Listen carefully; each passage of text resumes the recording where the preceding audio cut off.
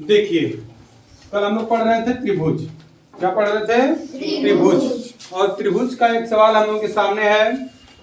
एक त्रिभुज के आधार की लंबाई 20 सेंटीमीटर है तथा ऊंचाई 10 सेंटीमीटर है। त्रिभुज का क्षेत्रफल है। त्रिभुज का क्षेत्रफल हम लोगों को यहाँ पे पता करना है। त्रिभुज का क्षेत्रफल पता करना है। तो जब त्रिभुज का क्षेत्रफल पता करना है तो त्रिभुज का क्षेत्रफल का फार्मूला हम लोगों को याद होना चाहिए। ठीक है, त्रिभुज के क्षेत्रफल का फार्मूला होता है त्रिभुज का क्षेत्रफल बराबर 1/2 गुणे आधार गुणे ऊंचाई। ठीक है ना। त्रिभुज का क्षेत्रफल पता करने का जो फार्मूला है वो है 1/2 गुणे आधार गुणे ऊंचाई। 1/2 आधार गुणे ऊंचाई।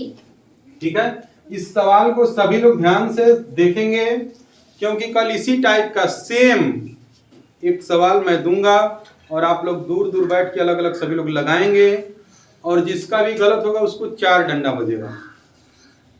कितना बजेगा? 4 डंडा। तो आप लोग उतने ध्यान से देखेंगे क्योंकि इस सवाल में कुछ है नहीं। फार्मूला अगर घर से लर्न कर लिए तो इस सवाल में कुछ भी नहीं है, आसानी से सवाल लग जाएगा। लेकिन उसके बाद भी अगर कल ये सवाल जो दिया जाएगा आप लोगों का गलती हो गया तो एक लोगों को 4 डंडे बजेंगे।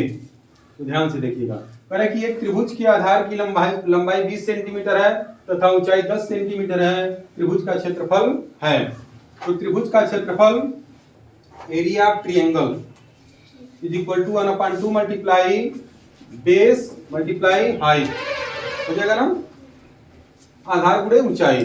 तो आधार यहाँ पे दिया है कि नहीं दिया? आधार की लंबाई कितना दिया है? 20 सेंटीमीटर। ऊंचाई कितना दे दिया है? 10 सेंटीमीटर। इसको हम इस फार्मूले पे रख देंगे।